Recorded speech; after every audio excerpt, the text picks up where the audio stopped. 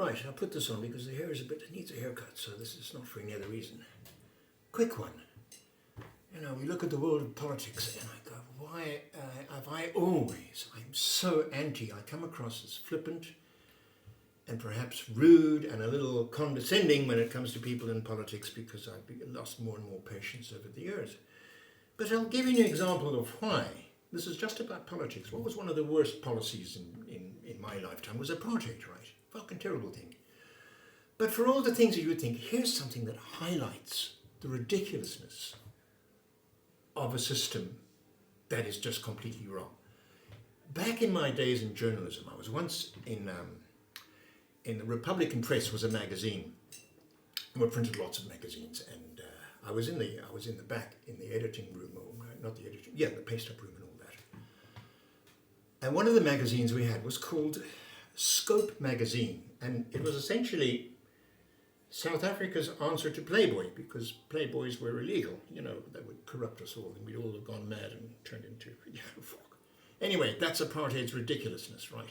Anyway, Scope magazine had stories about cars and racing and golf and shit and women, and the centre spread, right, was always a beautiful fold out, and there she would be and everything, and ding, and on her thing would be two little stars to cover her nipples that had been put there by the censor board, you know, lest we all go mad.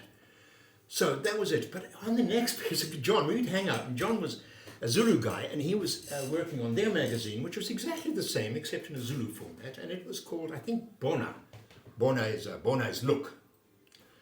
And we were chatting, and we were mates, you know, and anyway, I looked across, and his centre spread was a beautiful Zulu maiden, completely naked. And I'm going, hey, what gives here? Now, we're both in the same. He said, that apartheid. I said, what do you mean? He said, yeah, I said, but yours is naked and mine, I've got to have stars and it's got to wear a bottom and things.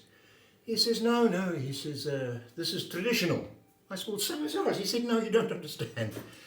According to the politicians in the know, in Pretoria, those oaks had decided that white men aren't allowed to see white women's boobs because it'll make them perverts.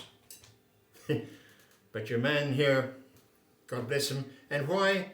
Because this beautiful maiden had was wearing a string of beads, and she also had around her waist a little dangly thing of beads, which she didn't really, well, you're supposed to notice, but we didn't notice.